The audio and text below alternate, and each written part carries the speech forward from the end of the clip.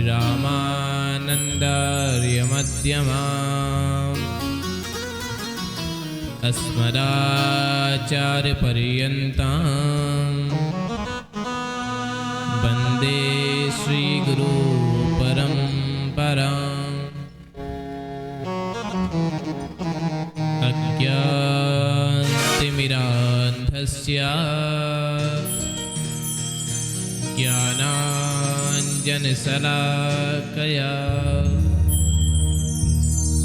चक्षुरुन्मीलितं येन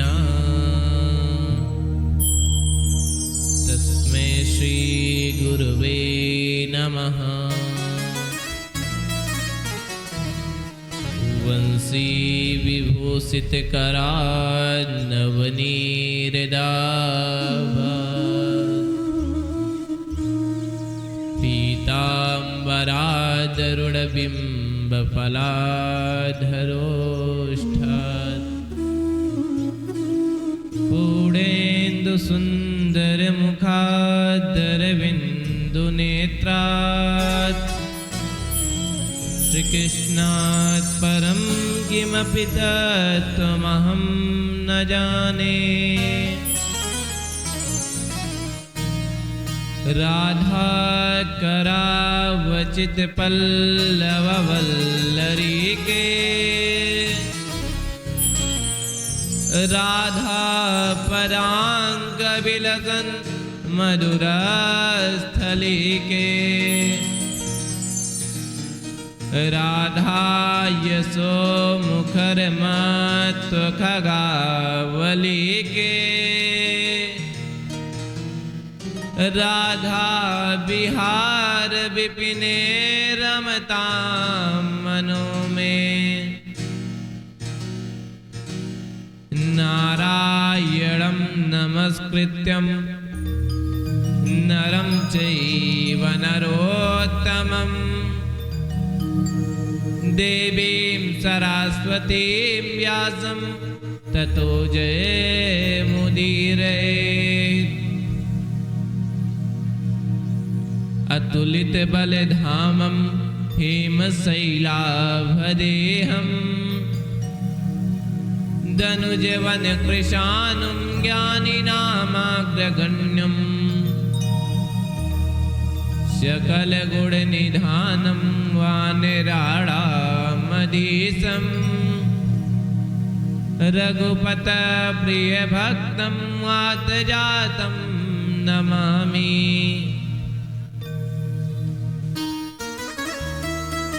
जय जय श्री राधा रमण जय जय नवल किशोर। जय जय श्री राधा रमण जय जय नवल किशोर। जय गोपी चित चोर प्रभु जय जय माखन चोर। जय जय श्री राधा रमण जय जय नवल किशोर। जय गोपी चित चोर प्रभु जय जय माखन चोर। जय जय श्री राधे जय जय श्री राधे जय जय श्री राधे जय जय श्री राधे। सावन सोवन नहीं नंद ग्राम सोगा वृंदावन सोवन नहीं नंद गाँव सोगा। बंसी वट सो वट नहीं श्री राम कृष्ण सोना। बंसी वट सो वट नहीं श्री नंद राम सोना। जय जय श्री राधे जय जय श्री राधे जय जय श्री राधे जय जय श्री राधे।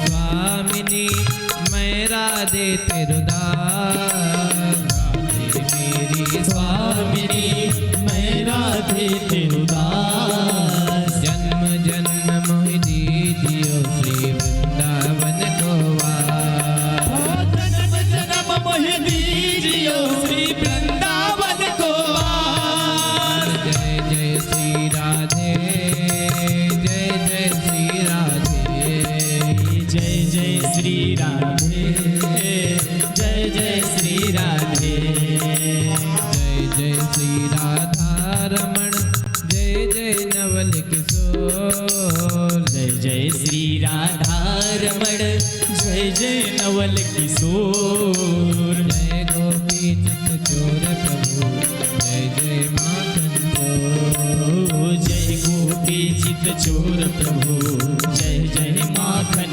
चोर। जय जय श्री राधे जय जय श्री राधे जय जय श्री राधे जय जय श्री राधे।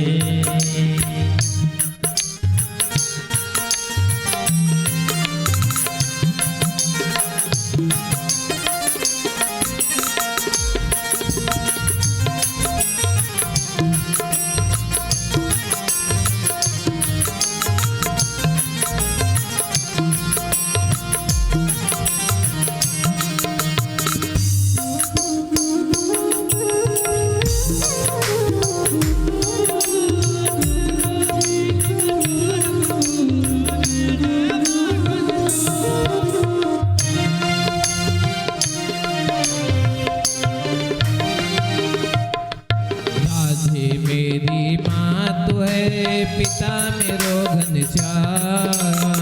राधे मेरी माँ तू है पिता मेरे घनश्याम। इन दोनों के चरणों में मेरा कोटि कोटि प्रणाम।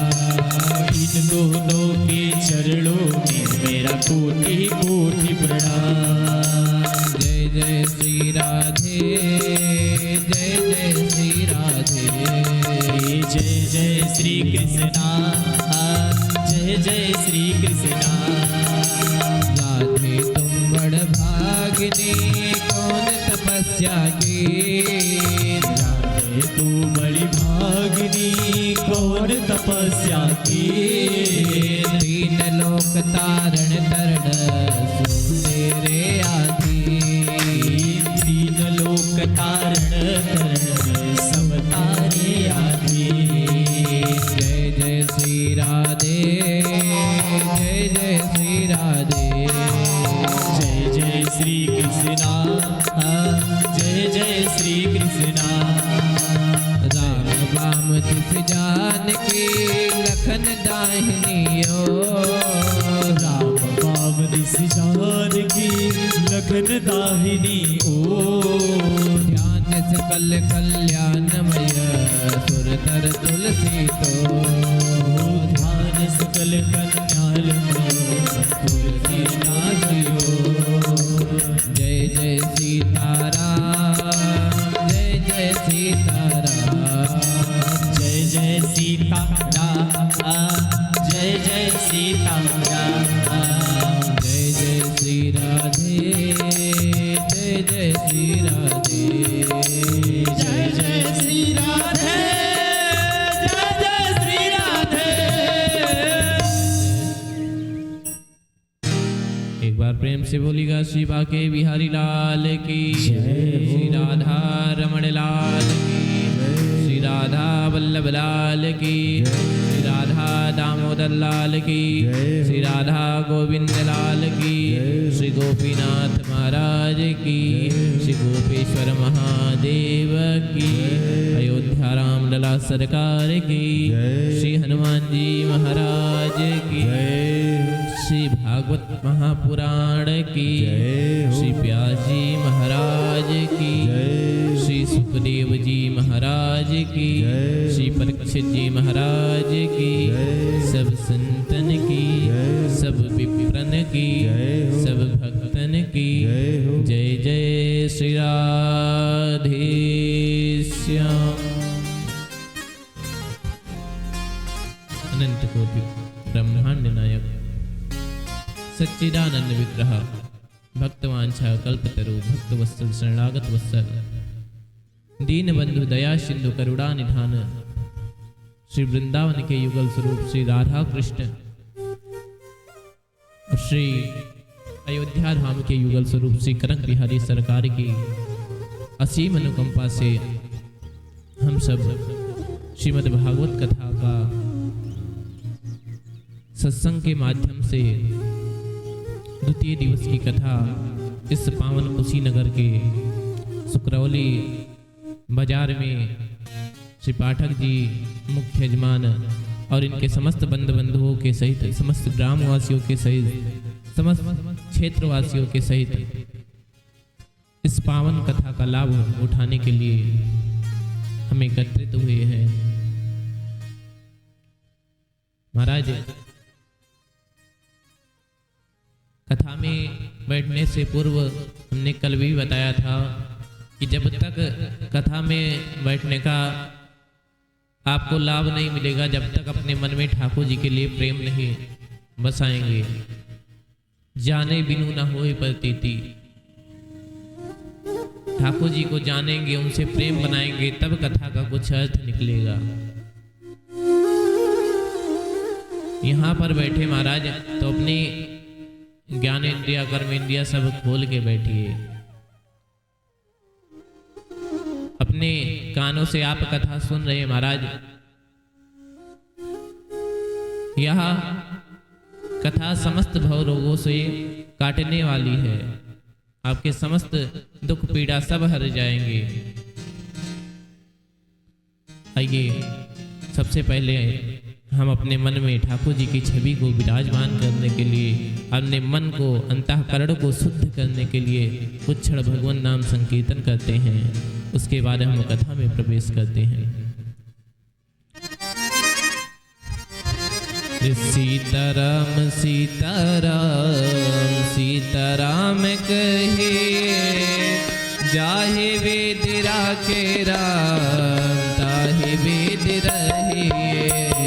सीताराम सीताराम सीताराम कहिए, जाहि विधि राखे राम ताहि विधि रहिए। सीताराम सीताराम सीताराम कहे, जाहि वेद राखे राम ताहि वेद रहिए। सीताराम सीताराम सीताराम कहिए, जाहि विधि राखे राम ताहि विधि रहिए। महाराज, सिर्फ मुख से कहना नहीं है, ठाकुर जी का नाम सिर्फ मुख से लेना नहीं, हाथों से सेवा करनी है। अगर हाथों से सेवा करेंगे, मुख से हमेशा नाम लेंगे, तो हमेशा राम जी, हमेशा ठाकुर जी हमारे साथ में रहेंगे। मुख में हो राम नाम, राम सेवा हाथ में। मुख में हो राम नाम, राम सेवा हाथ में। तू अकेला नहीं प्यारे, राम तेरे साथ में। तू अकेला नहीं प्यारे, राम तेरे साथ में। विधि का विधान जान, हान लाभ सही। विधि का विधान जान, हानि लाभ सही। जाहि वेद राखे राम ताहि विधि रहिए। जाहि विधि राखे राम ताहि विधि रहिए।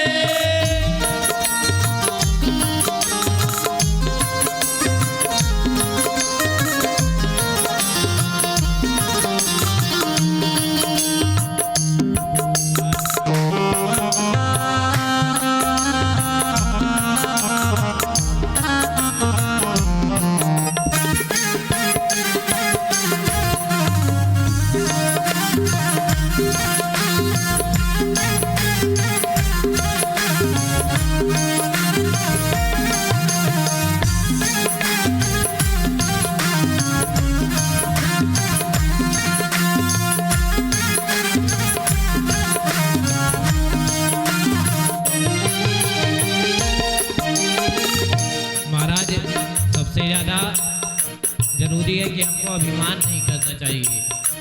अगर हमारे अंदर अभिमान आ गया, वही ठाकुर जी अभिमान ही हमारा पाते हैं, तो इसीलिए अभिमान नहीं करना चाहिए। किया अभिमान तो फिर मान नहीं पाएगा, किया अभिमान तो फिर मान नहीं पाएगा। होगा प्यारे वही जो श्री राम जी को भाएगा, होगा वही भाई जो श्री राम जी को भाएगा। फल या सत्याग सुबह कर्म करते रहिए, फल या सत्याग शुभ कर्म करते रहिए। जाहि विधि राखे राम ताहि विधि रहिए, जाहि विधि राखे राम ताहि विधि रहिए।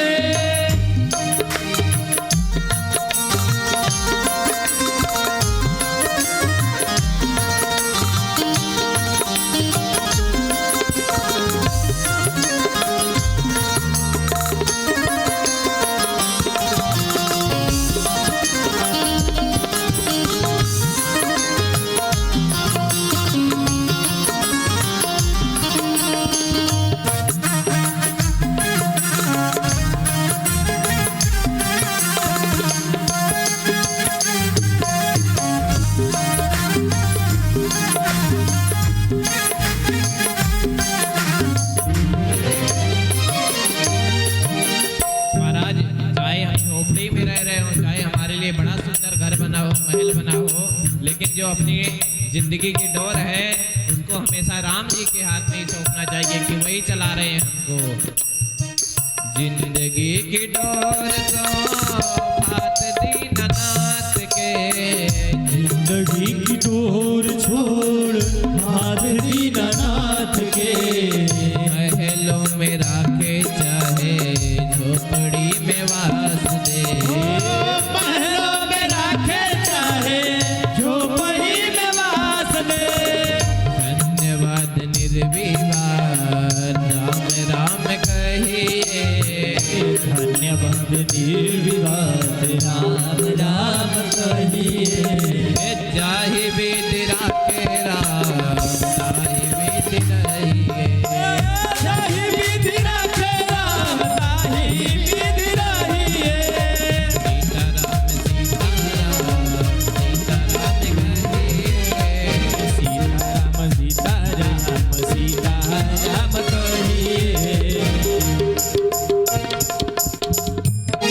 विधि राखे राम ताहि विधि रहिए, ताहि विधि राखे राम ताहि जाहि विधि राखे राम ताहि विधि रहिए।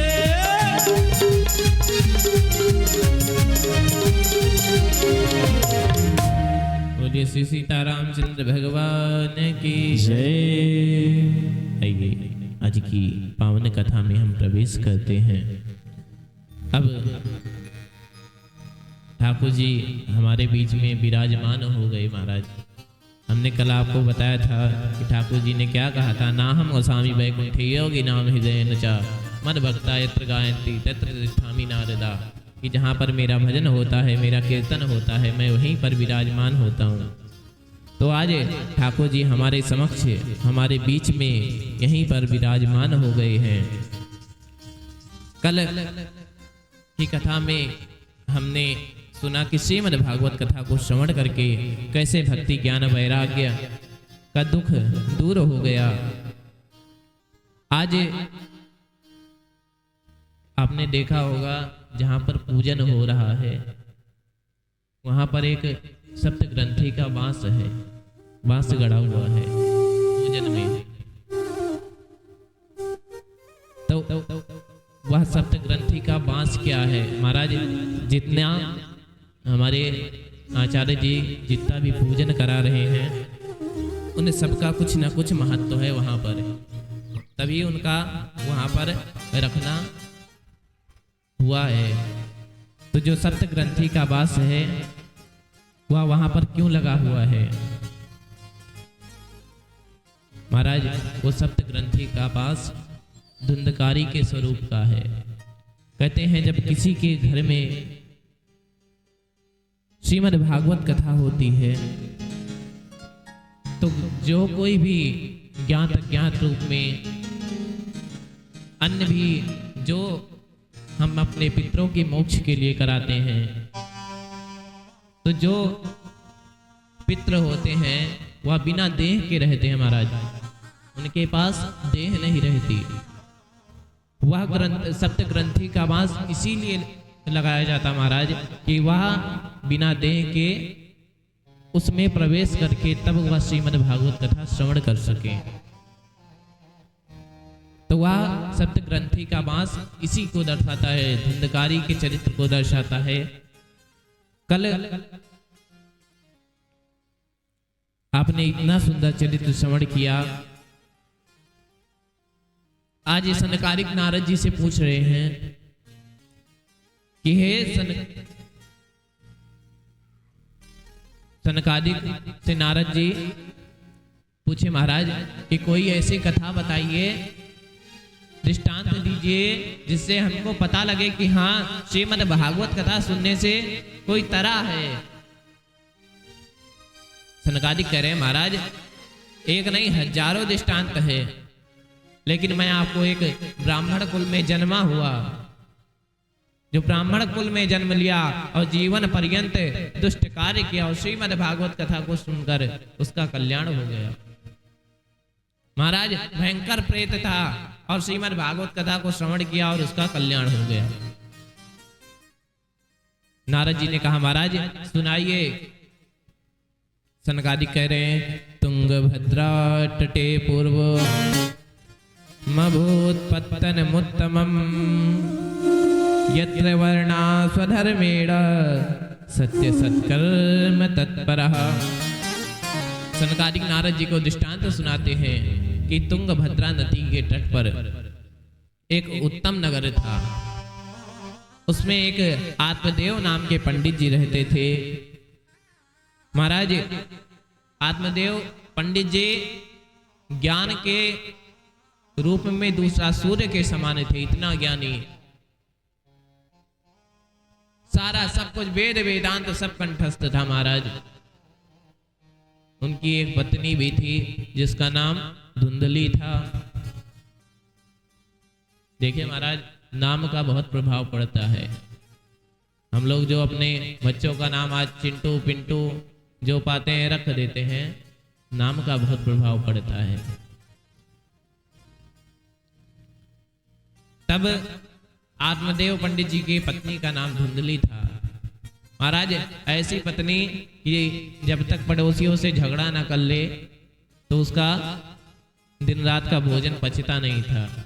नित्य लड़ाई, जितने पंडित जी शांत उतनी पत्नी आ गई थी।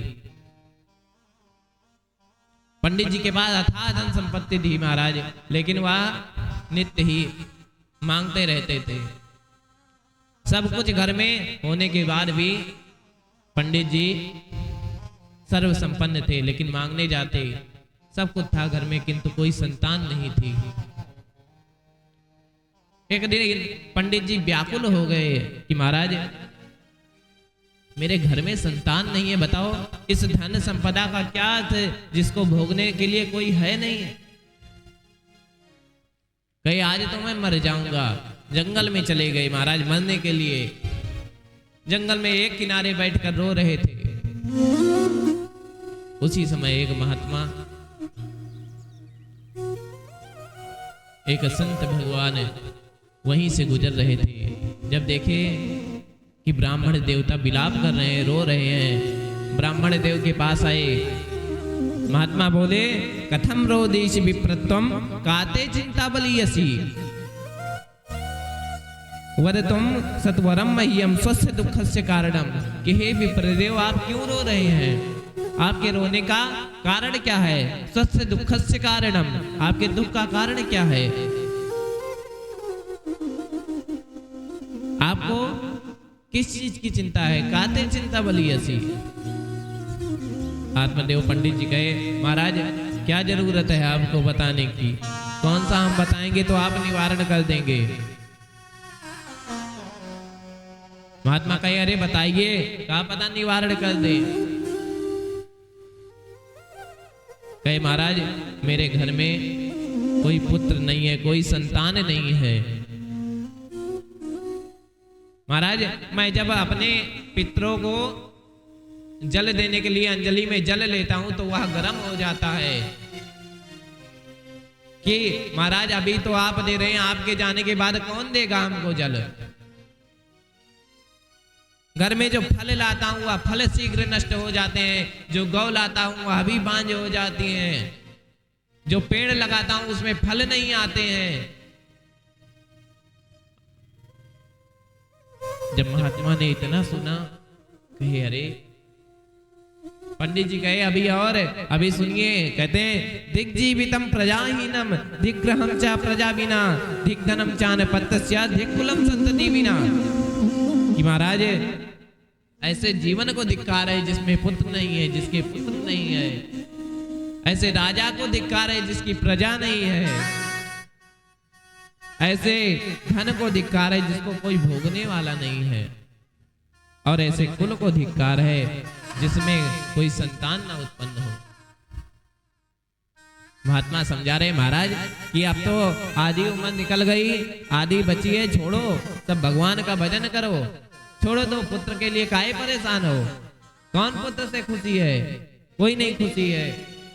महात्मा करे मुंचा ज्ञानम प्रजा रूपम बलिष्ठा कर्मणो गति विवेकम तो समास्यद्या त्यज संसार वासनम की तेज संसार वासनम। अरे महाराज आपके पास तो महान विवेक है, इतने विद्वान पंडित जी हैं और तब भी आप पुत्र के लिए परेशान हैं। अरे छोड़िए संसार छोड़िए महाराज, कोई पुत्र से सुखी नहीं है। महाराज कह रहे हैं कि राजा सगर के 60,000 पुत्र थे लेकिन उनको भी दुख भोगना पड़ा था। तो महाराज आप कौन है, काहे पुत्र के लिए परेशान हैं। राजा अंग बेन सबको महाराज हजारों राजाओं का नाम महात्मा गिना दिए, लेकिन पंडित जी क्या कह रहे हैं।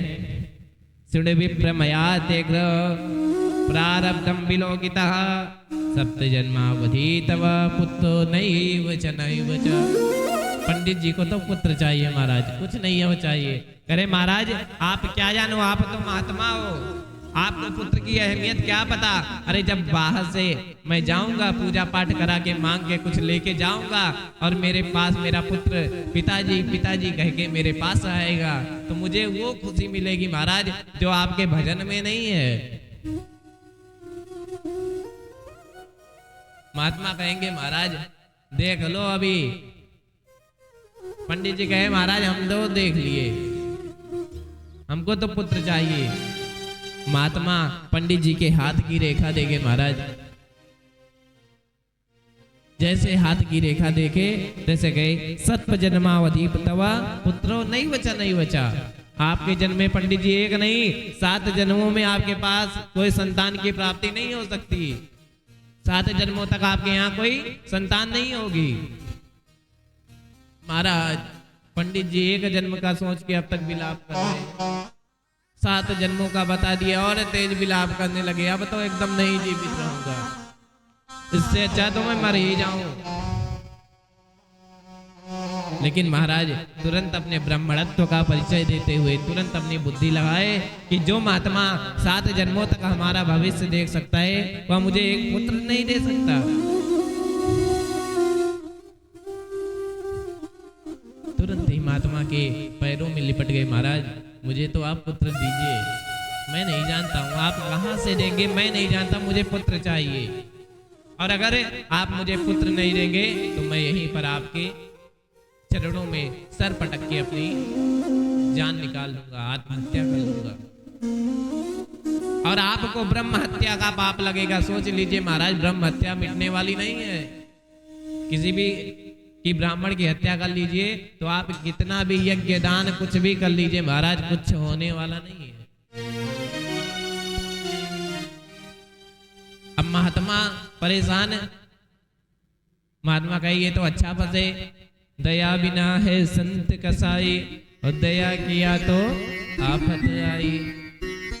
कि अगर दया ना करता तब तो संत बिना दया के कोई है ये नहीं है, और दया कर दिया तो लो आफत आ गई। महाराज पंडित जी को एक फल महात्मा ने प्रदान किया और उसकी कुछ नियमावधि बताई कि इस फल को तुम्हारी पत्नी खाएगी और अगर 9 महीने तक इस व्रत का पालन करेगी जो हम बता रहे हैं तो अवश्य ही आपको एक निर्मल पुत्र प्राप्त होगा। महाराज जैसे ही फल पाए पंडित जी बड़े खुशी होके नाचते कूदते हुए तुरंत अपनी पत्नी धुंधली के पास पहुंचे। अजी सुनती हो? धुंधली गई, काहे मर रहे हो बताओ? अरे तुमको पता है मेरे पास से ये फल आया है। तो कहे फल तो आप रोज लाते हो, इसकी क्या बात है? ये फल ऐसा नहीं है, ये फल ऐसा है कि तुमको इससे संतान प्राप्ति होगी। अब महाराज जैसे धुंधली ने सोचा और कोई स्त्री होती महाराज कितना खुश हो जाती कि संतान प्राप्ति वाला फल है।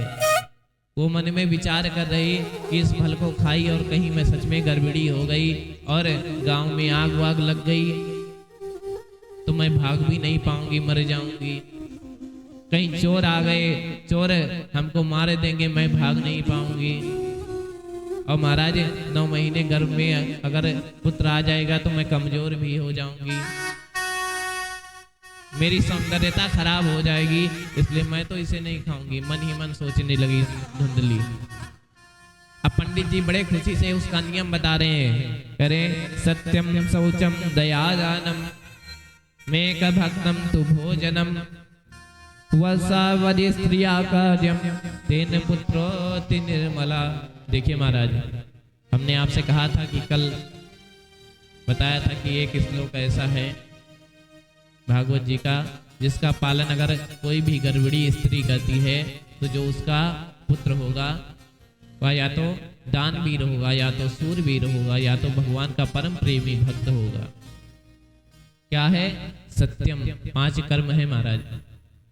गर्भवती स्त्री को 5 कर्म करने चाहिए हमेशा। सत्यम, हमेशा जब से बालक, वैसे तो है महाराज कि हमेशा सत्य बोले, लेकिन जब पुत्र गर्भ में हो तब तो झूठ से भी झूठ ना बोले महाराज, गलती से भी भूल से भी झूठ ना बोले। महाराज कुछ लोग होते हैं घर से निकले नहीं है और पूछो कहाँ पहुंचे तो कहेंगे गोरखपुर पहुंच गए, घर में ही रहेंगे कहेंगे गोरखपुर पहुंच गए।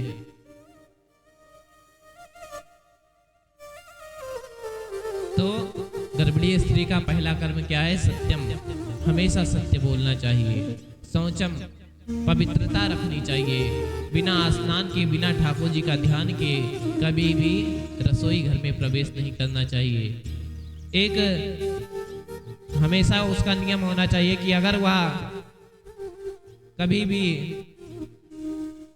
अन्य कार्य शौच आदि क्रिया के लिए जाती है तो हमेशा स्नान करके ही आए। सत्यम शौचम, पवित्रता हमेशा चाहिए। दया सबके लिए करे, चाहे वह कोई हो चाहे ना, अपना हो पराया हो इससे मतलब नहीं है, सबके लिए एक भावना, सबके लिए दया की भावना रखना चाहिए। और दानम, नित्य प्रति चाहे 1 ही रुपये का दान करे महाराज, लेकिन नित्य प्रति दान करना चाहिए। 5वां थोड़ा कठिन है, एक भक्तम तो भोजनम, एक समय भोजन, एक समय फलाहार रहना चाहिए और एक समय भोजन पाना चाहिए, और वो भी संध्या काल से पहले।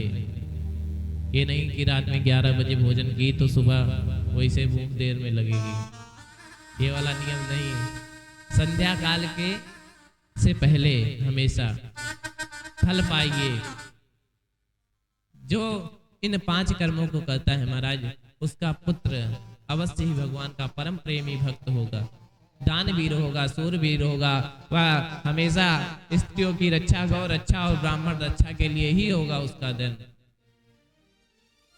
महाराज जब ऐसा नियम सुनी धुंधली हालत खराब, महाराज मैं तो नहीं कर पाऊंगी, मन में सोचा। उसी समय उसकी बहन आ गई। महाराज जैसे वो तैसे बहन से बताई कि महाराज ऐसा ऐसा नियम पंडित जी बताए, पता नहीं कहां से फल लेके आए हैं और मैं तो नहीं कर पाऊंगी। उसकी बहन भी वही गर्भड़ी हुई थी और उसके पास कई संतानें थी। महाराज बहन ने कहा बस इतनी सी बात, काहे तुम परेशान हो, 9 महीने बाद मैं तुमको एक पुत्र दे दूंगी और तुम मुझे उसके बदले में कुछ धन दे देना, बस हो गया बराबर। तब तक अपने पेट में कपड़ा बांध के और पंडित जी को पागल बनाते रहो, मूर्ख बनाते रहो। बहन की बात बड़ी पसंद आ गई, खुश हो गई, मान गई महाराज उसके लिए। कही और ये फल, तो कहे फल जाके गाय को खिला दो, गाय को खिला दोगे उसका भी परीक्षा हो जाएगी कि महाराज यह फल सही है कि नहीं। देखिए गौ में कभी दोष नहीं देखा जाता, गौ में कोई दोष नहीं होता, गौ के लिए कोई नियम नहीं है। अब वह फल जाके धुंधली गाय को खिला दिए और 9 महीने तक पेट में कपड़ा बांध के रहती रही। जैसे ही उसकी बहन को पुत्र हुआ, तुरंत रातों रात पुत्र आया और उसके बदले में धन दिए और चिल्लाने लगी पंडित जी से, पंडित जी मुझे पुत्र हुआ है। पंडित जी खुश हो गए महाराज, दौड़ते हुए आए, पूरे गांव में थाली बजाए, खूब अन्य धन खूब लुटाए। महाराज इतनी खुशी हो गई, खूब थाली बजा रहे हैं, खूब नाच रहे हैं और खूब दान दे रहे हैं। महाराज जब इतना पंडित जी खुश हो गए कि कोई अब उनके पास गम नहीं बचा, महाराज इतने खुश हो गए। महाराज अब उसके जन्म के बाद पंडित जी सोचे कि इसका नामकरण कर दिया जाए। नामकरण करने के लिए पंडित जी ब्राह्मण को बुलाए और खुद नामकरण करने के लिए बैठे। तब तक धुंधली आई, अरे नामकरण कहाँ से करोगे पंडित जी, तुम 9 महीने गर्भ में रखा मैंने और नामकरण आप करोगे, कैसे हो सकता है। मेरा नाम धुंधली, इसका नाम धुंधकारी, यही हो गया नाम। पंडित जी बेचारे डरते थे, क्या करे, कुछ नहीं बोल पाए। 3 महीने बाद उस गौ से भी एक सुंदर पुत्र हुआ, जिसके समस्त जो अंग थे वह मनुष्य की तरह और जो कान थे उनके वह गौ की तरह थे, इसलिए उनका नाम गोकर्ण हुआ। बोलिए गोकर्ण जी महाराज की जय। समय आने पे दोनों लोग बड़े हुए। कियत कालेन तौ जातो तरुणो तनया विभो गोकर्णा पंडितो ज्ञानी धुंधकारी महाखला। गोकर्ण जी महाराज प्रकांड विद्वान हुए और धुंधकारी महाखला। खल का अर्थ क्या होता है, खल में कितने अक्षर हैं, 2 अक्षर, खा और ला। क्या करता, खाता और ला मतलब लड़ाई करता, खाता और लड़ाई करता। सोच लीजिए कि आपके आसपास कितने खल हैं जो यही 2 काम करते होंगे, वो खल ही है। खल का 2 ही कार्य होता है महाराज, भोजन करेंगे और आसपास के सभी को परेशान करेंगे, लड़ाई करेंगे। तो ऐसे धुंधकारी सिर्फ भोजन करता और आपस में जिसको पाता उसको मार देता, छोटे बच्चों को मार देता, किसी के बच्चों को कुएं में फेंक देता, हमेशा ताश खेलता, जुआ खेलता, वैश्यावृत्ति करता, जितने भी नीच कर्मा थे महाराज सब कुछ किया, सब कुछ। गोकर्ण जी महाराज जब ऐसा देखे घर छोड़ के निकल गए। अब जो आत्मदेव पंडित जी थे हमारे, उनकी पिटाई शुरू हो गई। जो पुत्र के लिए परेशान थे महाराज, पुत्र पुत्र कह रहे थे ना, आज पुत्र के लिए अब उनको रोना पड़ रहा है। वो वाला रोना तो ठीक था, ये तो मार के रुला रहा है। पंडित जी से बोले धुंधकारी आया और डंडा दिखा के बोला कि पंडित जी जितना धन रखे हो निकाल दो, नहीं तो आज डंडे से तुम्हारी पिटाई होगी। पंडित जी रोना शुरू किए। कहते हैं यदि पुत्रा स्याद व्यर्थो ही धन संचया, यदि पुत्रा स्याद व्यर्थो ही धन संचया। पूत कपूत तो क्यों धन संचय, और पूत सपूत तो क्यों धन संचय। दोनों है महाराज, सपूत है तब भी क्यों धन संचय, और कपूत है तो क्यों। तो कहे महाराज सपूत तो अच्छा होता है। कहे महाराज अगर कपूत है, दुष्ट है, नीच है, खल है, तो आप कितना भी अरबों बना दीजिए महाराज, वह एक को रखने वाला नहीं, सब बेच बाज के खत्म कर देगा, सब वैश्यावृत्ति, सब धूम्रपान इसी में लगा देगा। और अगर वह सपूत है तो उसके लिए आपको बनाने की आवश्यकता नहीं महाराज, वो तो खुद ही बना लेगा। अगर आपका पुत्र सपूत है, अच्छा है, तो उसके लिए भी बनाने की आवश्यकता नहीं है, वो अपने आप बना लेगा। और कपूत है तो महाराज तुम बनाते रहो, लेकिन कुछ बचने वाला नहीं। अब पंडित जी धुंधकारी को समझाए कि बेटा मेरे पास कुछ नहीं है। लगाया 2-4 डंडे, और जितना घर में 2-4 बर्तन थे, बर्तन भी उठा के लेके गया और बाजार में बेच दिया। पंडित जी सिसक सिसक के रो रहे हैं, और महात्मा की बात उनको याद आ रही है। लेकिन अब कौन सी कहावत है कि अब पछताए का होई जब चिड़िया चुग गई थी। अब महात्मा की बात याद आ रही कि पुत्र से कोई सुख नहीं है। अब भूल गए कि पिताजी पिताजी कह के बुलाता, अब तो डंडा लेके बुलाता था। उसी समय श्री गोकर्ण जी महाराज आए, और गोकर्ण जी महाराज अपने पिता को समझा रहे हैं।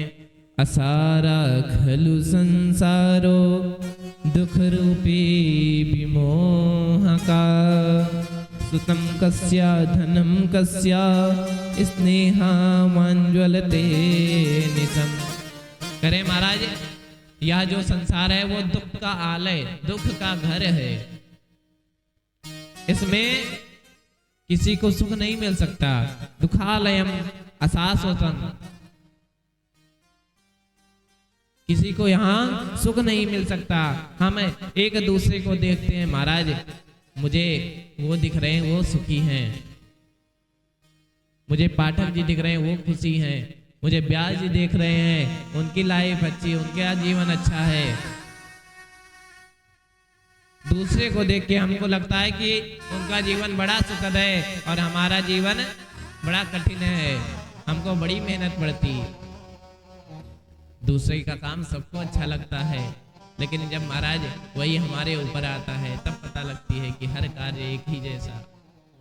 लेकिन जिस कार्य में आप खुद ना करके ठाकुर जी को सौंप देते हैं महाराज, वह सारा काम सुगम हो जाता है हमारा। बस उनको याद करना रहता है। महाराज ऐसी कथा आती है कि ठाकुर जी भक्त के बस में होकर गैया चराए हैं। एक कलयुग की बात है महाराज, राजस्थान में एक धन्ना भगत हुए, धन्ना जाट परिवार में उनका जन्म हुआ। जाट परिवार का क्या कार्य रहता महाराज, अपने पशुओं को चराते और खेती करते, और खेती करके आते शाम को सो जाते, कोई काम नहीं, कोई भगवान से मतलब नहीं। उसमें एक बालक का जन्म हुआ जिसका नाम धन्ना रखा गया। एक दिन धन्ना 5 वर्ष का था महाराज। उसी समय उनके यहाँ एक पंडित जी आए जिनका नाम त्रिलोचन पंडित जी था। पंडित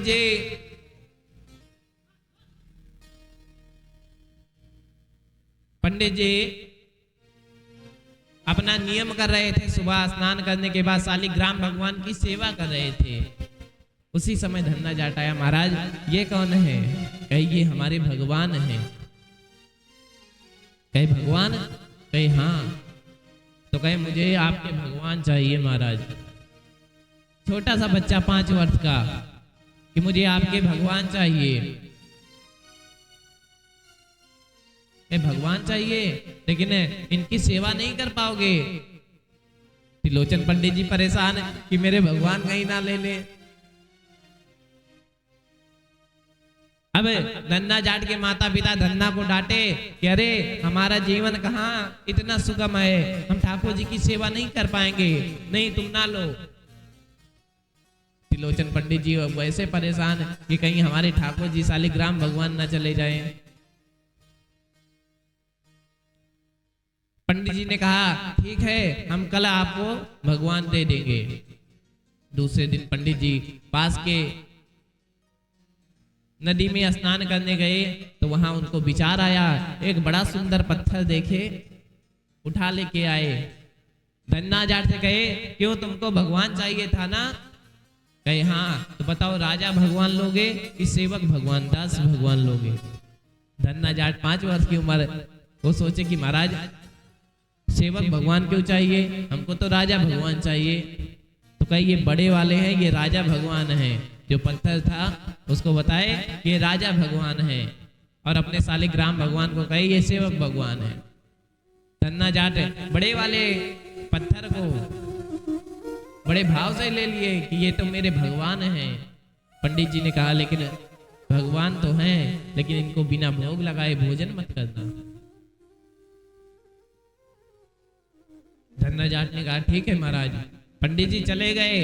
दूसरे दिन धन्ना जाट अपने गैयों को लेकर चराने के लिए निकला तो माता ने 2-4 फुलका रोटी बांध के दी, या जब दोपहर में भूख लगेगी तो पा लेना। महाराज धन्ना जाट अपने पोटली में भगवान को रखे और लेके चल दिए। उस पत्थर को रखे महाराज जिसको पंडित जी ने दिया था, और लेके चल दिए। अब वहां दोपहर में जब भूख लगी तो पहले भगवान को निकाले कि महाराज आओ पाओ। भगवान काहे निकले, वो तो पत्थर काहे उसमें से निकले? तो कहे महाराज जब तक पाओगे नहीं तब तक पाएंगे नहीं हम। महाराज पूरा दिन बीत गया लेकिन भगवान नहीं आए। धन्ना जाट ने भोजन नहीं किया और घर पे भी किसी को नहीं बताया। दूसरे दिन भी यही हुआ, दूसरे दिन बुलाए, दूसरे दिन भी नहीं आए। धन्ना जाट दूसरे दिन भोजन नहीं किए। तीसरे दिन धन्ना जाट अचेत अवस्था में आने लगे। महाराज अगर आओगे नहीं तो पाऊंगा नहीं, चाहे जो कर लो आप। भगवान ने कहा ये तो बड़ा हठी भगत मिला है, जाऊंगा नहीं तब तो इसका प्राणांत हो जाएगा। ठाकुर जी उस पत्थर से प्रकट हुए और धन्ना जाट के सामने बैठ गए। महाराज धन्ना जाट की साग रोटी खा रहे हैं आज भगवान। 1 रोटी पाए, 2 रोटी पाए, तीसरी रोटी जैसे हाथ लगाए तैसे धन्ना जाट ने हाथ पकड़ लिया। ना महाराज ये कौन सी बात हुई? एक तो आप 2-3 दिन बाद आ रहे हो और 4 रोटी आई है तो चारों पा जाओगे? बराबर बराबर होता है, 2 आप पाए 2 मैं पाऊंगा। अब नहीं महाराज, अब 2 रोटी जो बची थी उसे धन्ना जाट ने पाया। महाराज भोजन करके ठाकुर जी और जब धन्ना भगत दोनों लोग भोजन कर लिए, अब ठाकुर जी उनकी गैया चराने गए। महाराज नित्य यही होने लगा कि धन्ना जाट लाते और प्रसाद पवाते और ठाकुर जी उनकी गैया चराते। एक दिन त्रिलोचन पंडित जी उधर से गुजर रहे महाराज। उन्होंने कहा अरे धन्ना ठीक है? कहे हाँ महाराज एकदम बढ़िया। कहे मेरे भगवान कहाँ है? कहे वो तो गैया चराने गए हैं। पंडित जी ने कहा कहीं पागल वागल तो नहीं हो गया? भगवान गैया चराने गए? कहे हाँ। तब तक उधर से भगवान आ रहे। कहे देखो ये आ गए, देखो हाथ में लठ लिए हैं। पंडित जी को जब कोई हो तब तो दिखे, दिख ही नहीं रहा। अब धन्ना जाट बार बार कह रहे कि ये सामने खड़े हो, पंडित जी को दिख नहीं रहे। पंडित जी के आंखों से आंसू आ गए। समझ गए पंडित जी कि यहाँ ठाकुर जी साक्षात हैं। पंडित जी का मन निर्मल हो गया, भगवान सरल हो गए। पंडित जी हाथ से प्रार्थना करने लगे, महाराज अगर आज आप प्रकट नहीं हुए तो मैं भी आपके सामने ही अपने प्राणों का अंत कर दूंगा। अब धन्ना जाट के कहने पे ठाकुर जी त्रिलोचन पंडित जी को दर्शन दिए। सोचिए महाराज, जो ये कहीं अलग की नहीं, कलयुग की घटना है। श्री नाभादास जी भक्तमाल में इसका वर्णन किए हैं। सोचिए महाराज कि ठाकुर जी भक्तों के प्रेम में वशीभूत होकर क्या क्या करते हैं। बस उनको हमारा प्रेम चाहिए। तो ऐसे पंडित जी को गोकर्ण जी महाराज समझा रहे कि महाराज आप भगवान का भजन करो, इसमें कुछ नहीं रखा। आप दूसरे को देखकर लगता है कि वो सुखी है, कोई नहीं सुखी है। कहते हैं कोई तन दुखी, कोई मन दुखी, कोई धन बिन रहत उदास, और थोड़े थोड़े सब दुखी, सुखी राम को दास। जो निश्चल भाव से ठाकुर जी का भजन करता है वही को सुख है। कहते हैं दीन कहे धन्यवान सुखी, धन्यवान कहे सुख राजा को भारी। दीन कहे धनवान सुखी, धनवान कहे सुख राजा को भारी। राजा कहे महाराज सुखी, महाराज कहे सुख इंद्र को भारी। राजा कहे महाराज सुखी, महाराज कहे सुख इंद्र को भारी। इंद्र कहे चतुरानन को सुख, इंद्र कहे चतुरानन को सुख, आनंद कहे सुख विष्णु को भारी। तुलसीदास विचार कहे हरि भजन बिना सब जीव दुखारी। तुलसीदास विचार करे हरि भजन बिना सारी दुनिया दुखारी। दीन को लगता है जिसके पास धन है वह सुखी है, धनवान को लगता है कि राजा को सुख है, राजा को लगता है महाराज को सुख है, और महाराज को लगता है कि इंद्र को चतुरानन, चतुरानन कहते हैं कि भगवान विष्णु को सुख है। और भगवान विष्णु क्या कह रहे हैं उनके लिए कहते हैं कि तुलसीदास विचार कहे कि हरि के भजन बिना सब जीव भिखारी। जब तक हम भगवान का भजन नहीं करते तब तक किसी को सुख नहीं है। महाराज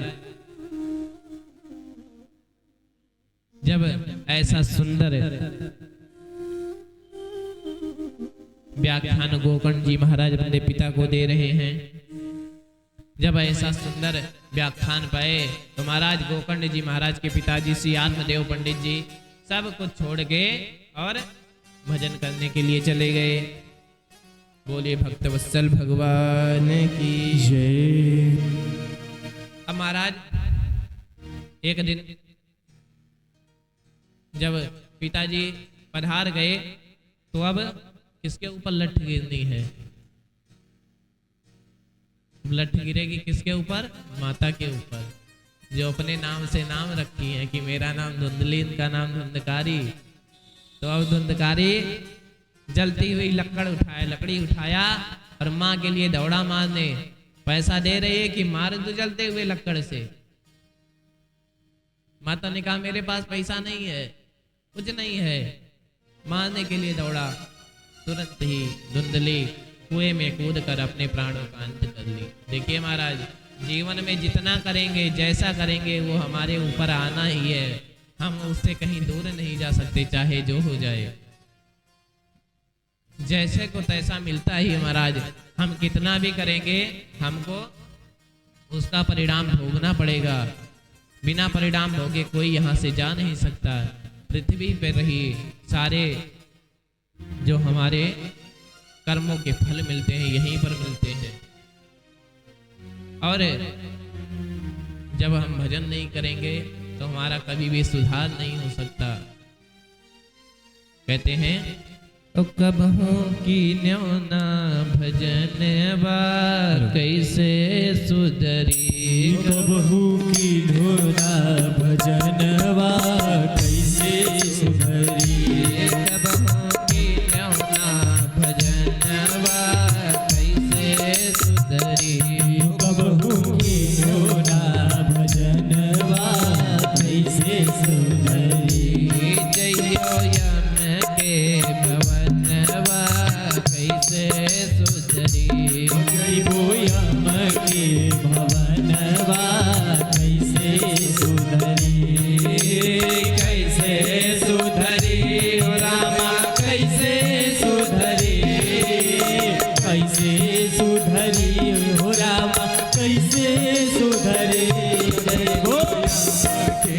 भजनवा कैसे जयो भजनवा कैसे सुधरी।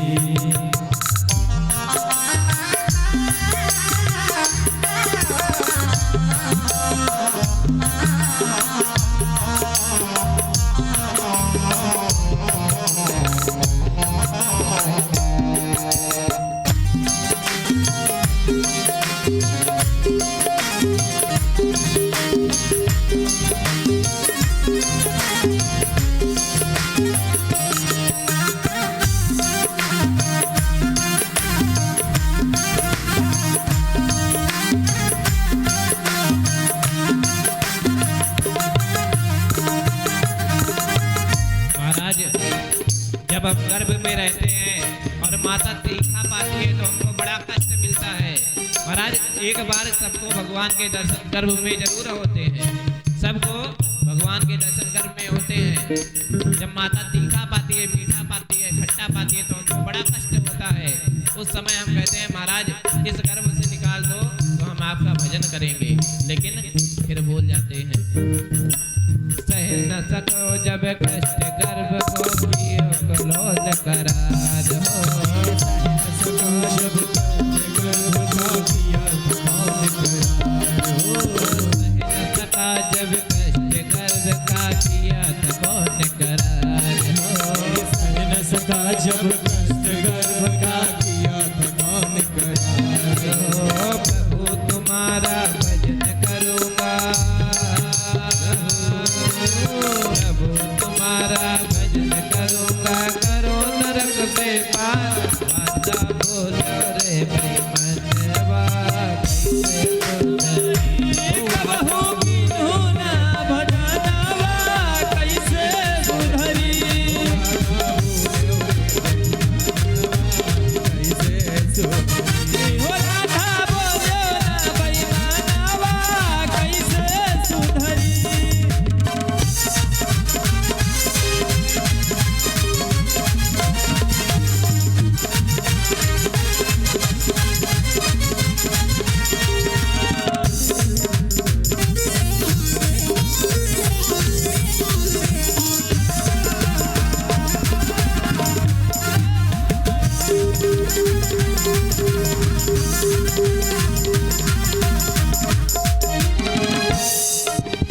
महाराज कैसे हम अपने जीवन गवाते हैं।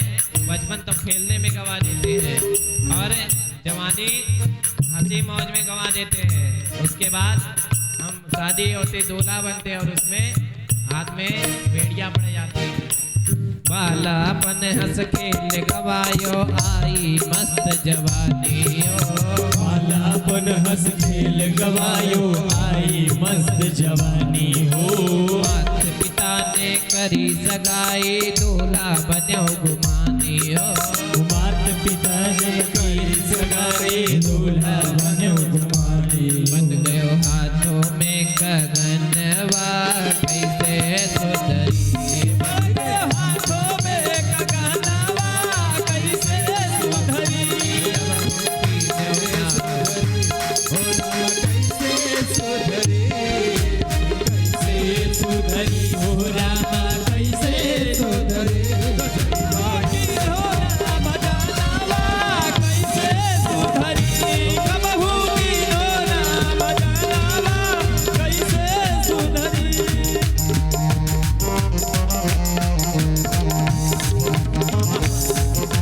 क्या बात है।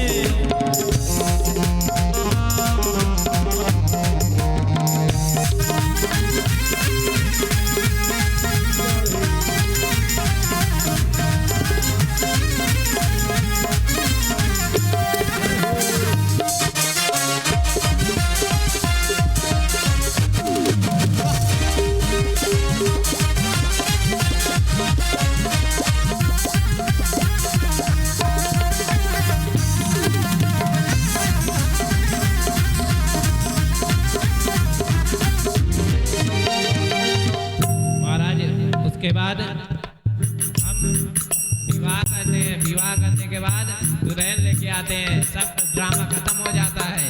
उसके बाद अपने सजनी के साजन बन के घूमते रहते हैं।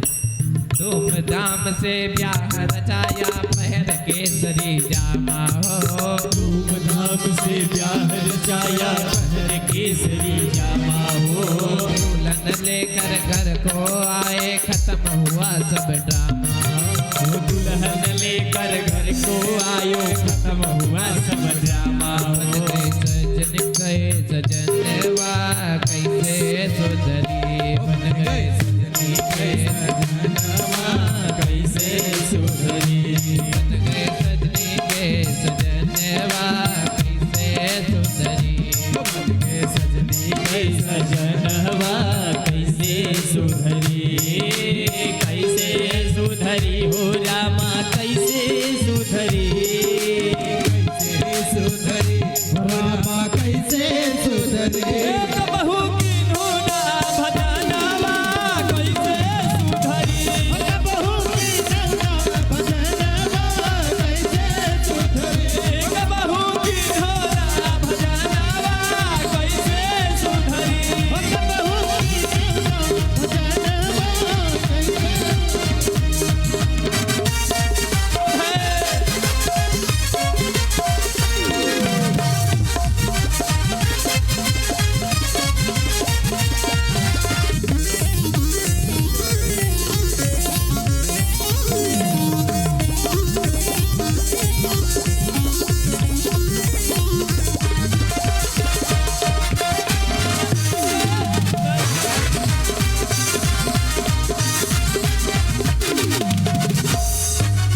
महाराज अब पूरी उम्र बीत गई, चौथे पद में आ गए।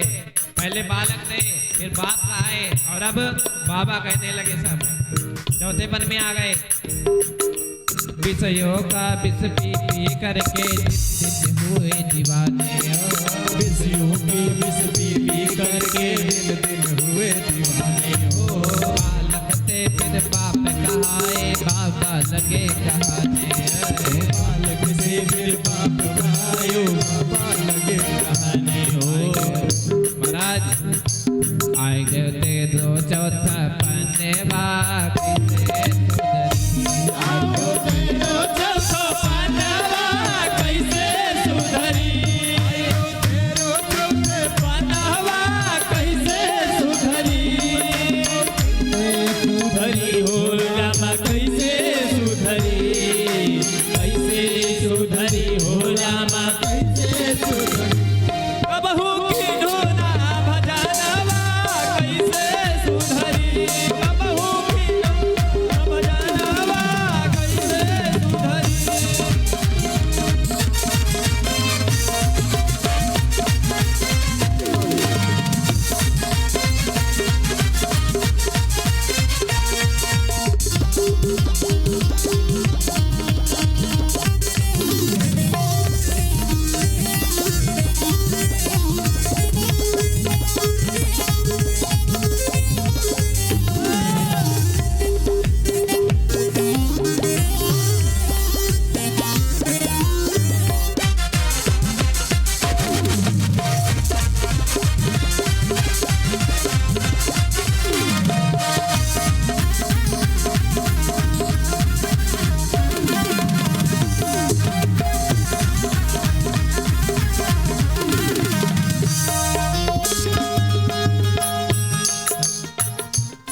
क्या था कबहू कीनो न भजनवा कैसे सुधरी।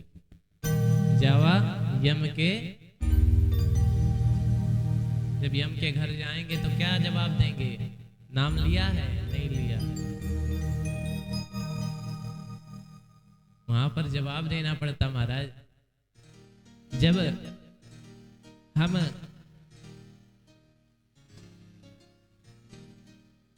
उत्पन्न होते हैं, विवाह होता है, सगे संबंधी सब बनते हैं, लेकिन कौन कहां तक जाता है महाराज? जो माता हमको जन्म देती है घर तक साथ रहती है। अगर उनके सामने गए तो घर तक, शादी हुई, पति हुई, पत्नी, अगर पति है तब तो मसान तक, पत्नी है तो घर तक, सगे संबंधी पुत्र कहाँ तक? मसान तक। उसके बाद कौन जाएगा? हमारा लिया गया नाम जाएगा वहां। हमें जितना ठाकुर जी का नाम लेते हैं वो उसके बाद हमारा साथ देता है। महाराज ये शरीर भी नहीं जाती, ये शरीर भी इसका भी अंत हो जाता है, या भी जल के अपने पंच तत्व में विलीन हो जाती है। क्षिति जल पावक गगन समीरा, पंच रचित अधम शरीर। क्षिति जल पावक सब अपने अपने में मिल जाते हैं, जमीन में जमीन, आग में आग, जल में जल, पांचों में सब विलीन, आकाश में आकाश, सब विलीन हो जाते हैं। ये शरीर भी गया। अब महाराज हमको लेने वाला कौन आएगा? जो हम राधा नाम लिए, जो हम गोविंद नाम लिए, नारायण नाम लिए, राम नाम लिए, तो यही जितने हमारे प्रभु हैं सब मिलकर और एक स्वरूप में होकर ये हमको ले जाने आए। जिस प्रकार का हम जो कर्म करेंगे। महाराज अब जब धुंधली का शरीर जैसे ही पूरा हुआ, कुएं में कूद कर अपना प्राणांत की, अब धुंधकारी आजाद। अब तक कोई तो था ऊपर, चाहे मानता था कहना चाहे नहीं, अब तो परम स्वतंत्र हो गया। परम स्वतंत्र न सर पे कोई। अगर दुष्ट को स्वतंत्रता मिल जाती है तो वह तो और दुष्ट हो जाता। महाराज स्वतंत्र हो गया पूरी तरह निडर। घर में 5-5 वैश्याओं को ले आया, 5 वैश्याओं के साथ घर में रहने लगा। महाराज वैश्याओं को क्या चाहिए? धन चाहिए। अब धन के लिए वह चोरी करने लगा। पहले छोटी मोटी चोरी, एक दिन राजा के यहाँ चोरी करने चला गया। राजा के यहाँ से बड़ा ढेर सारा धन लेके आया। वैश्याओं ने देखा इतना धन, आज तुमने कहाँ चोरी की? कहे राजा के यहाँ। वैश्याओं ने कहा, सब आपस में मिलकर पांचों ने कि आज इसने राजा के यहाँ चोरी की, पकड़ा जाएगा तो हम लोग भी मारे जाएंगे, इससे अच्छा आज इसको ही मार दो। और इसको मारने के बाद सारा धन जो आया है इकट्ठा करके 5 लोग बांट के चले जाएंगे। तप्तांबर समूहश तन्मुखे हि विचिक्षुः अग्निज्वालाति दुःखेन व्याकुलो निधनं गता। पहले खूब मदिरा का पान वैश्याओं ने धुंधकारी को कराया, खूब मदिरा पिला दी। उसके बाद उसके हाथ पैरों को खाट में बांध दिया और उसके गले को दबाने लगी। महाराज इतना बलशाली कि उसके गले को दबाने से कहाँ प्रभाव पड़ने वाला, प्रभाव ही नहीं पड़ा। उसके मुख में जलते हुए कोयले को छोड़ दिया, जिससे वह तड़प तड़प कर मर गया। देखिए महाराज जितना नीच कर्म किया उसी प्रकार के उसका अंत हुआ। अंत हमारा उसी प्रकार होगा जैसा हम करेंगे। अब ब्राह्मण योनि में जन्म लिया था महाराज, लेकिन जिंदगी भर जब नीच कर्म किया तो भयंकर प्रेत बना। महाराज वैश्या सारा धन लेके गई और अब धुंधकारी भयंकर प्रेत बना।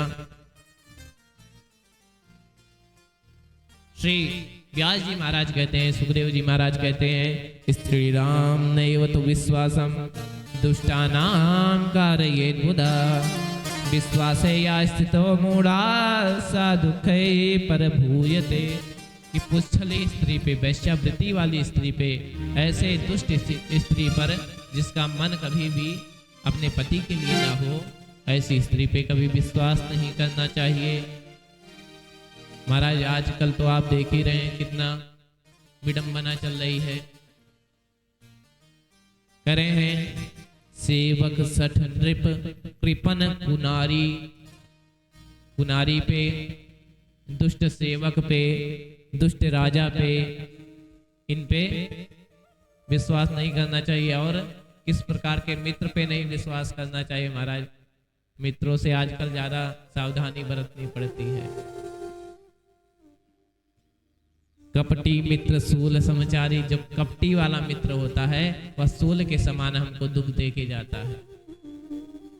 सही बात है ना पाठक जी? तो महाराज इन सब से बच के रहना चाहिए। इसीलिए कभी भी कुनार के ऊपर कभी भी विश्वास ना करिए। महाराज एक दिन गोकर्ण जी महाराज अपने घर वापस आए, तब देखे पूरा घर वीरान हो गया, कुछ नहीं है यहाँ पर। ऐसे देखे आराम करने के लिए लेटे, उसी समय सकिन में सा सकिद्रस्ती सकिच्चा महिषो भवत सकिद्रिंदा सकिच्चाग्नि पुनश्चा पुरुषो भवत। कभी धुंधकारी भेड़ के रूप में, कभी भैंस के रूप में, कभी इंद्र के रूप में, कभी अग्नि के रूप में, अनेक प्रकार से आता महाराज।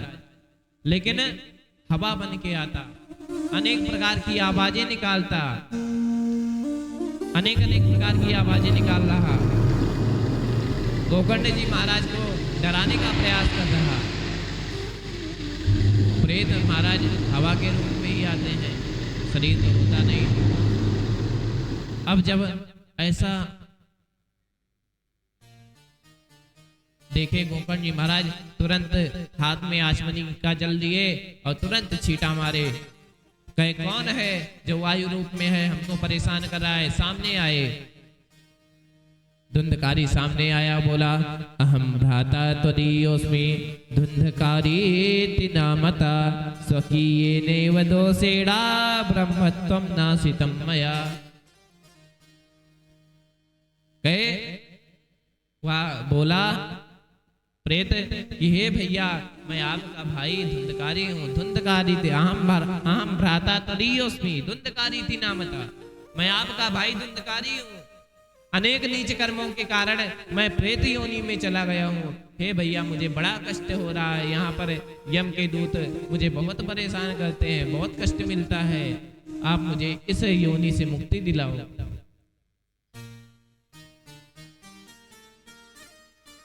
गोकर्ण जी महाराज ने कहा कि मैंने आपके धुंधकारी से कहे कि मैंने तो तुम्हारा गया श्राद्ध किया, गया श्राद्ध करने के बाद भी तुमको मुक्ति नहीं मिली।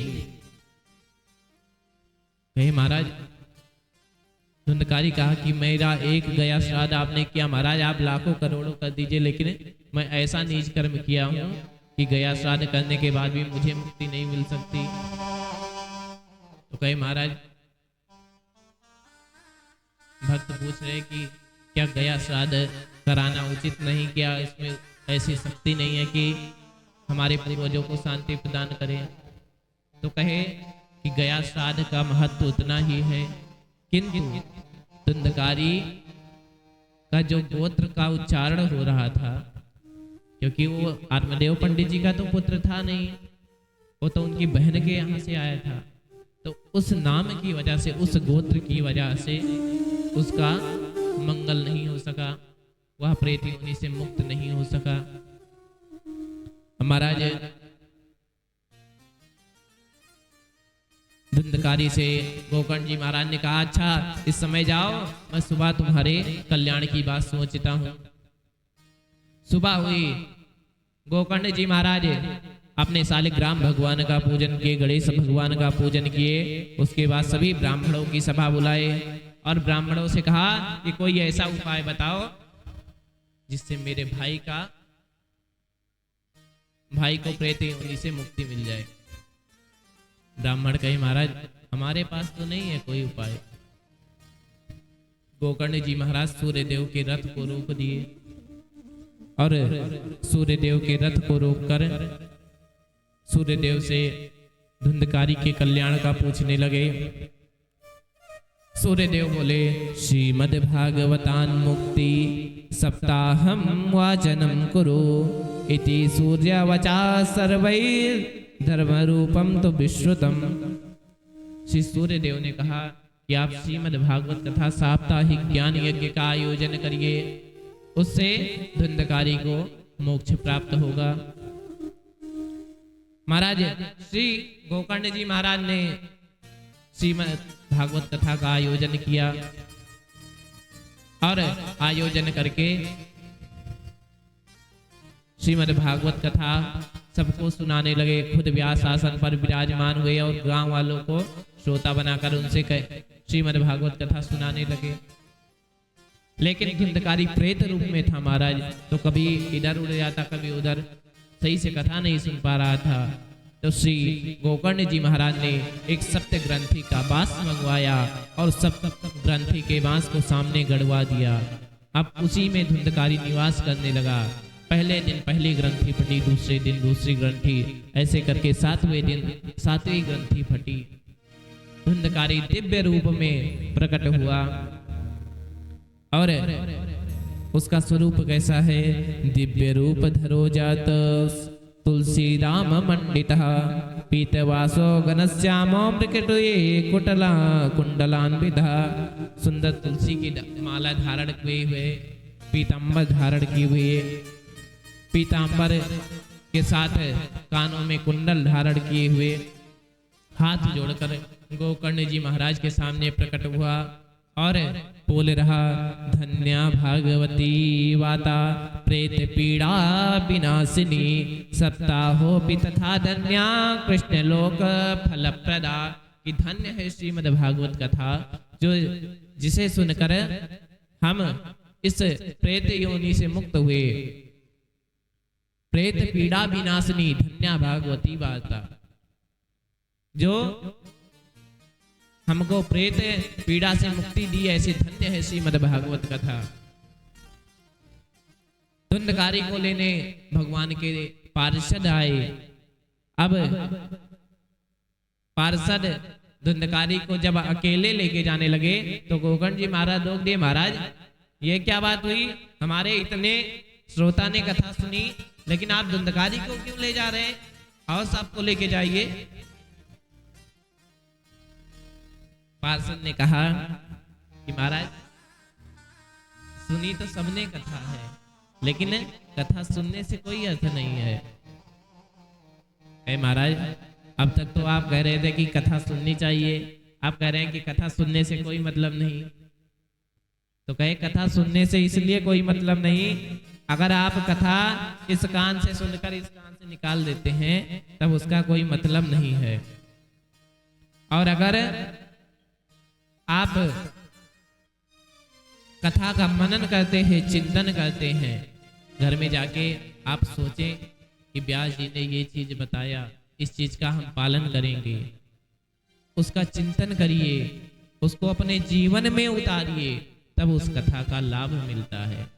तो कथा तो सबने सुनी, लेकिन गोकर्ण जी महाराज इन लोगों ने कथा को मनन नहीं किया, चिंतन नहीं किया, पालन नहीं किया, इसलिए ये अभी जाने योग्य नहीं है। जब इन्होंने श्रवण में भेद किया तो फल में तो भेद हो ही सकता है तुरंत। कहते हैं श्रवणम तो कृतम सर्वैर ना तथा मननम कृतम, कि महाराज जब सुनने में इन्होंने भेद किया तब फल में तो भेद होना ही है। अब महाराज गोकर्ण जी महाराज ने दोबारा श्रीमद् भागवत कथा का आयोजन किया। धुंधकारी तो चला गया, अब अपने समस्त भक्तों के लिए दोबारा श्रीमद् भागवत कथा का आयोजन किया और सबको समझाए। अदृढ़म चाहतम ज्ञानम प्रमादेन हतम श्रुतम संदिग्धो ही हतो मंत्रो व्यग्रचित्तो हतो जपा। क्या कहते हैं? अदृढ़म चाहतम ज्ञानम, आधा ज्ञान हमको हमेशा संकट में डालता है। प्रमादेन हतम श्रुतम, प्रमाद के पूर्वक अहंकार के रूप में ली गई शिक्षा हमको कभी फलीभूत नहीं हो सकती। संदिग्धो ही हतो मंत्रो, अगर कोई पंडित जी पूजा करा रहे हैं और उस मंत्र में हमको संदेह हो गया कि पंडित जी सही करा रहे हैं कि नहीं करा रहे हैं, कहीं हमको कुछ उल्टा तो नहीं बोल रहे हैं संस्कृत में। आजकल बहुत से ज्ञानी हो गए हैं, संस्कृत का सा नहीं पता महाराज, और ब्राह्मणों के लिए कहते हैं महाराज ये आपको गाली देते हैं। बताओ,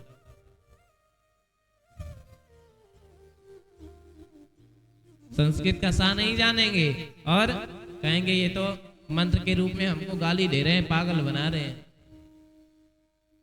तो संदिग्धो ही तो मंत्रो, अगर संदेह हो गया मंत्र में तो उसका भी हमको कोई लाभ नहीं मिलता। और व्यग्र चित्तो हतो जपा, अगर हम किसी भी चीज का श्रीमद् कहीं भी जप में बैठे हैं, गुरु मंत्र का जप कर रहे हैं, किसी भी प्रकार का जप कर रहे हैं और हमारा चित्त मन कहीं और है, भगवान में ना रहकर कहीं और है, तो उस जप का भी हमको लाभ नहीं मिलता।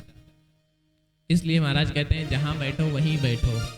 ये नहीं यहाँ बैठे हैं वो सोच रहे हैं कि गोरखपुर में क्या हो रहा होगा।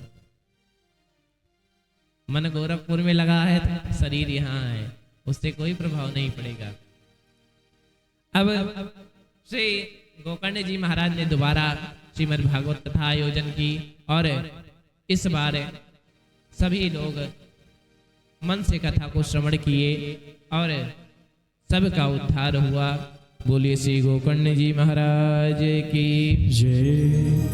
महाराज गोकर्ण जी महाराज ने श्रावण शुक्ला नवमी से पूर्णमासी पर्यंत तक श्रीमद् भागवत कथा सबको सुनाई।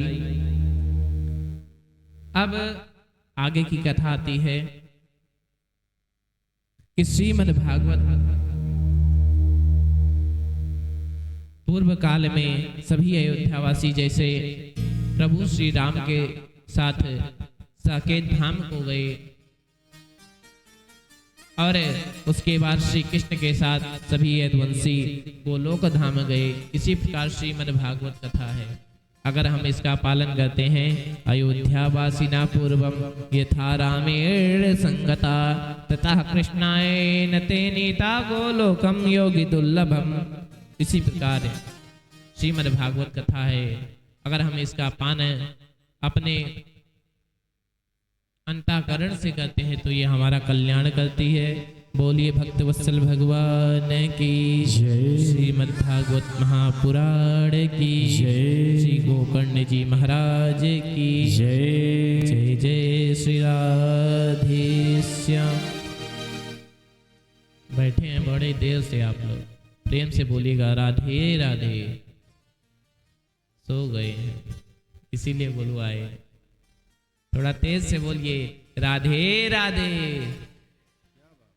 हाँ उठ गए। अब कहते हैं भागवत कथा कराने की विधि क्या है, कैसे करना चाहिए, कैसे करवाना चाहिए, नियम क्या है इसका। सबसे पहले किसी विद्वान ब्राह्मण से श्रीमद् भागवत कथा का मुहूर्त निकलवाना चाहिए। उसके बाद समय अनुसार इसका प्रचार करना चाहिए। सुंदर स्थल चुनना चाहिए, सुंदर मंच बनाना चाहिए, व्यास गद्दी बनानी चाहिए और वक्ता और श्रोता एक दूसरे के सन्मुख होने चाहिए, सामने होने चाहिए। वक्ता के सामने श्रोता होने चाहिए, जैसे आप बैठे हैं उसी प्रकार। और वक्ता को कैसा होना चाहिए, ये नहीं महाराज कोई हारमोनिया बजा के गाना सीख ले बस हो गया वक्ता,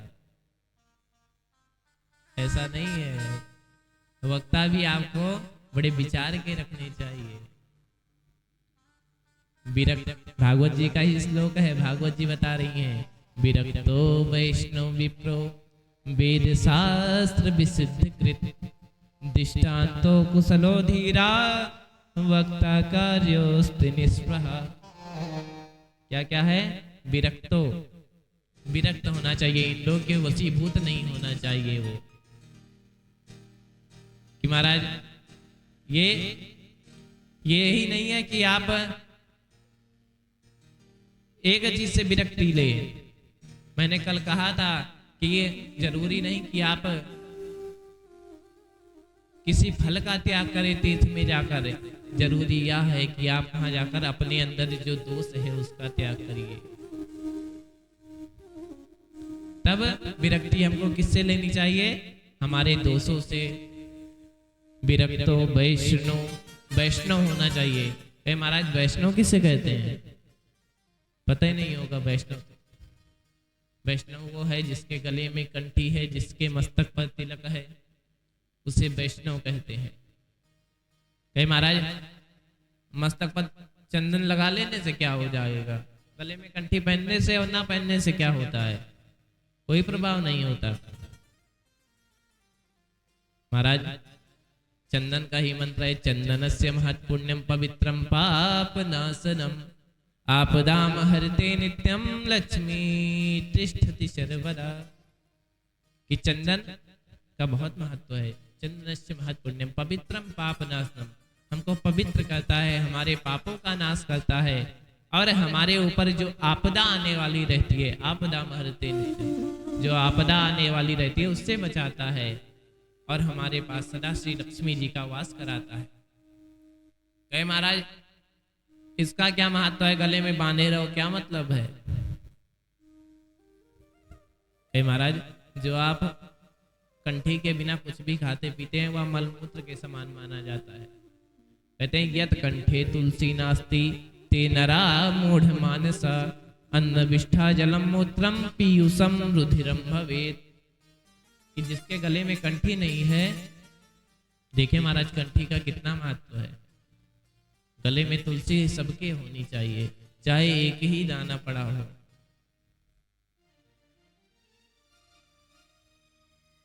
यत कंठे तुलसी नास्ति ते नरा मूढ़ मानसा। वह कह रहे होंगे महाराज जी बैठ के हम ही के सामने हमको बता रहे हैं। वो अज्ञानी है जिसके गले में कंठी नहीं है, जो ये सोचता है कि गले में कंठी बांधने से हम बाबा बन जाएंगे, हमारे बच्चे बाबा बन जाएंगे। ऐसी बात नहीं है। गले में कंठी बांधने से कोई बाबा नहीं बन जाएगा। गले में कंठी हमारे लिए है कि किसी भी समय अगर हमारा प्राण छूटे तो यह गले की कंठी ही हमको ठाकुर जी के पास ले जाती है, क्योंकि यह ठाकुर जी की बड़ी प्रियतमा है। क्या है? नमो नमो तुलसी महारानी, नमो नमो हरि की पटरानी। तो यही हमको ठाकुर जी के सन्निधि में प्रदान करती है।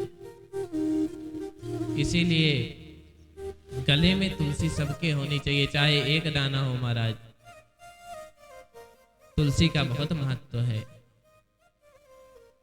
आप कई कहते हैं महाराज हम लहसुन प्याज का त्याग नहीं कर पाते हैं, हम कहीं होटल में भोजन कर लेते हैं तो इसीलिए नहीं पहनते। महाराज जब छोड़ेंगे तब पहन लेंगे। इसको पहनने के बाद आप अपने आप छोड़ देंगे, इसका प्रभाव आपको छुड़वा देगा। ये इसका प्रभाव ही आपको छुड़वा देगा। आप अगर ये सोचते रहे कि जब छोड़ेंगे तब पहनेंगे तो महाराज नहीं पहन सकते, आप तब पहन ही नहीं सकते, क्योंकि आप छोड़ ही नहीं पाएंगे। माया आपको कभी भी आपका कल्याण नहीं करने देगी, ये बात याद रखना। ठाकुर जी ने इसीलिए माया को बनाया है कि तुम इसी में गोल गोल घूमते रहो और अपना कल्याण ना कर पाओ। इसीलिए महाराज अगर घर में ये बना लीजिए कंठी, दाना एक लेके और गले में पहन लीजिए, उसके बाद गुरुमुख हो जाइए। बाद में जब आप छोड़ दीजिए, लेकिन पहले तो कंठी धारण कर लीजिए। कहते हैं विरक्तो वैष्णव विप्रो, वैष्णव हुए, विप्र होना चाहिए, जन्मजात ब्राह्मण होना चाहिए। विरक्तो वैष्णव विप्रो तीन चीज हो गई। इसके बाद भी कोई वक्ता नहीं बन सकता। उसके बाद भी श्रीमद् भागवत कथा तब भी नहीं कर सकता। कहे महाराज तीन चीज हो गई तब भी नहीं कर सकता। तो कहे हाँ, तो कहे तब, तो कहे वेद शास्त्र विशुद्धकृत, जब तक तो श्रीमद् भागवत कथा का अध्ययन ना किया हो तब तक। कहे महाराज अब तो हो गया, इतना करने के बाद तो वक्ता है? कहे नहीं। तो कहे तब?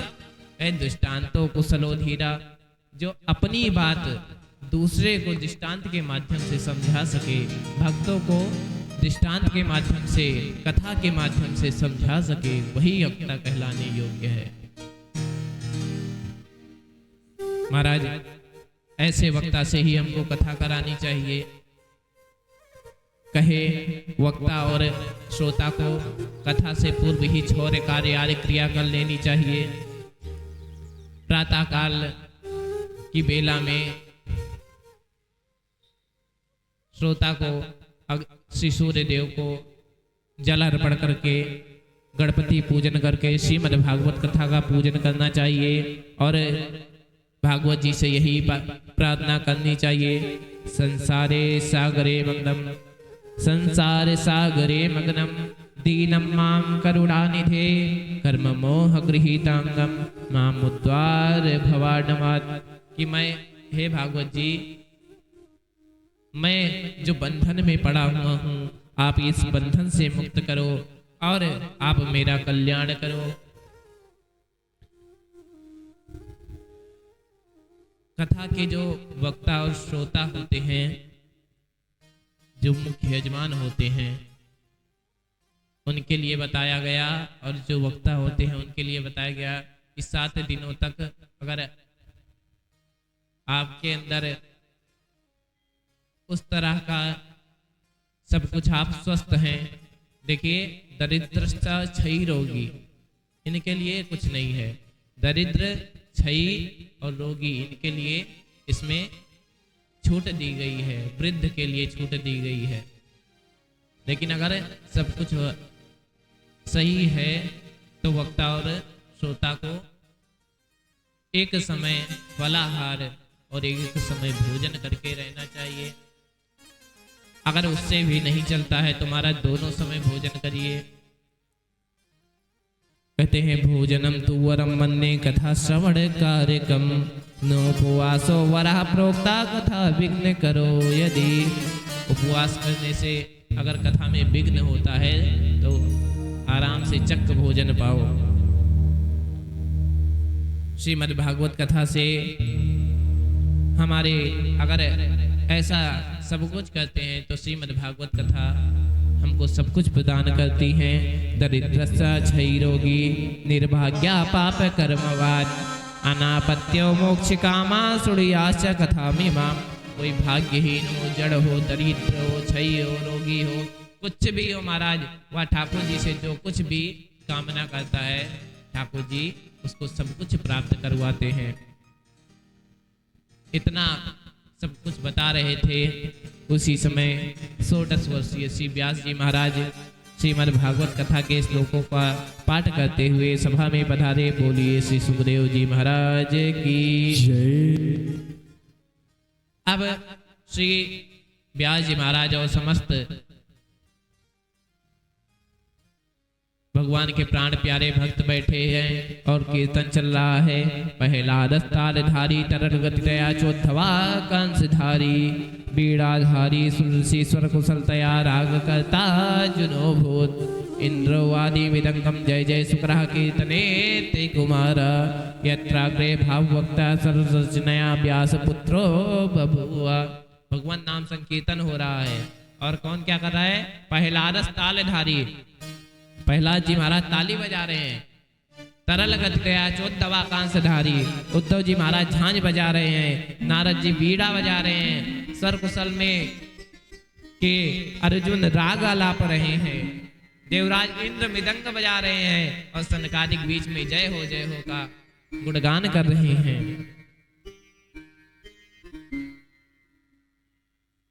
इतना आनंद हो रहा महाराज कि सब इस आनंद में डूब पड़े हैं और इस आनंद में डूब कर सब भगवान का भजन कर रहे हैं। और सारे श्रोताओं को श्री नारद जी महाराज समझा रहे हैं कि महाराज यही उम्र है, भजन कर लो, भजन करने से ही कल्याण होना है। श्री सुखदेव जी महाराज यही बता रहे हैं कि सब भजन कर लो, भजन की कोई उम्र नहीं होती। हम जन्म लेते हैं उसी समय से एक दिन हमारा कम होता चला जाता है और हम जन्मदिन मनाते रहते हैं। और क्या कहते हैं महाराज, कितने सोचिए कि हमको हमारे जन्म दिवस पर भी कितना झूठ सुनने को मिलता है। क्या कहेंगे जब आस पड़ोस वाले आएंगे और फोन करके हमारे जो रिश्तेदार हैं कहेंगे कि बार बार दिन ये आए, बार बार दिल ये गाए, तुम जियो हजारों साल और साल के दिन हो 50,000। ए भैया तोरे बाप दादा जिया रहे 50,000 साल, तुम जियो हजारों साल महाराज और एक दिन कितने के हो? 50,000 साल के।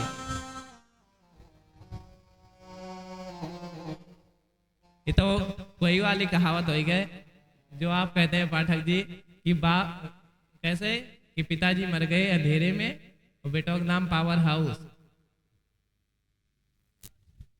बताइए, जन्मदिन से शुरू करते हैं कि आप जियो हजारों साल। यहाँ 40-50 कटना मुश्किल हो जा रहा महाराज, और तुम जियो हजारों साल। कहां से लाएंगे 1000 साल? और जिएंगे जब हमारे पास इतनी क्षमता ही नहीं है, तो हम काहे कह रहे हैं? अरे प्रेम से आशीर्वाद दो जितना देना है, कि जितना दिन जियो खूब ठाकुर जी की तुम्हारे ऊपर कृपा बनी रहे, सदा सुखी रहो, ये आशीर्वाद दो। कि ठाकुर जी में तुम्हारा भजन लगा रहे, मन लगा रहे, ये कहो। जरूरी है कि हमेशा बच्चों को हम ही झूठ बोलना सिखाते हैं महाराज, कहीं वो अलग से नहीं झूठ बोलना सीखते। पेट से ही शुरू होता है सारा काम।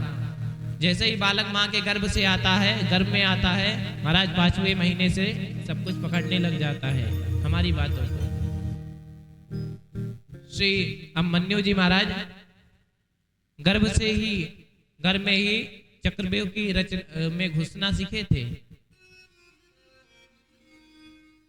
तो वही हमारा गर्भ से ही शुरू हो जाता। लेकिन आजकल महाराज ये जो मोबाइल आ गई है, माताएं दिन भर इसी में लगी रहती हैं, फिर महाराज वैसे पुत्र निकलते हैं। हमको लगता है कि उतना हम लोग को नहीं पता होगा, जितना भी 1 साल के बच्चों को दे दीजिए वो चला लेंगे पूरा फोन। बच्चा आजकल रोता है तो माता दूध नहीं पिलाती है, दूध नहीं देती है, उनको चुप नहीं कराती है। क्या करेंगी? देखे कार्टून लगा के दे देगी। आराम से बच्चा शांत, बच्चा उधर है आराम से कार्टून देख रहा है, ये अपना कार्टून बनी हुई है। क्या कार्य है हमारे जीवन में बताइए? किस प्रकार के हम हैं जो अपने बालक को हम समय नहीं दे पा रहे हैं। अरे इससे अच्छी तो हमारी पुरानी माताएं थी जो नहीं पढ़ी लिखी हुई थी महाराज, कम से कम पढ़ी लिखी नहीं थी, ये नहीं चलाती थी, हमारे लिए तो समय देती थी। अब ये पढ़ी लिखी माताएं किसी काम की नहीं है, पढ़ लिख के मोबाइल चलाती रहती हैं। ठीक है, जितना हम संस्कार देंगे ये हमारे लिए ही आएगा, और नहीं देंगे तो आपके लिए, आपके ही जीवन में उतरना है। आज आप उसको नहीं दे रहे हो, कल वो आपको समय नहीं देगा। जब आप उसको समय नहीं दिए हैं तो आपको काहे देगा? जैसे हुए 60 के कमर झुकी, ले चलो वृद्धाश्रम, छोड़ो, ले जाएगा, छोड़ाएगा, फिर रहना वृद्धाश्रम में, याद करते रहना, अरे हमार लड़को, अरे हमार बिटिया, ऐसे ऐसे करके चले जाओगे, कोई पूछने नहीं आएगा। अगर आज उसको आप समय दोगे तब वो कल आपको समय देगा। यही संस्कार हमारे काम आएंगे। इसीलिए कहते हैं कि चली जा रही है उम्र धीरे धीरे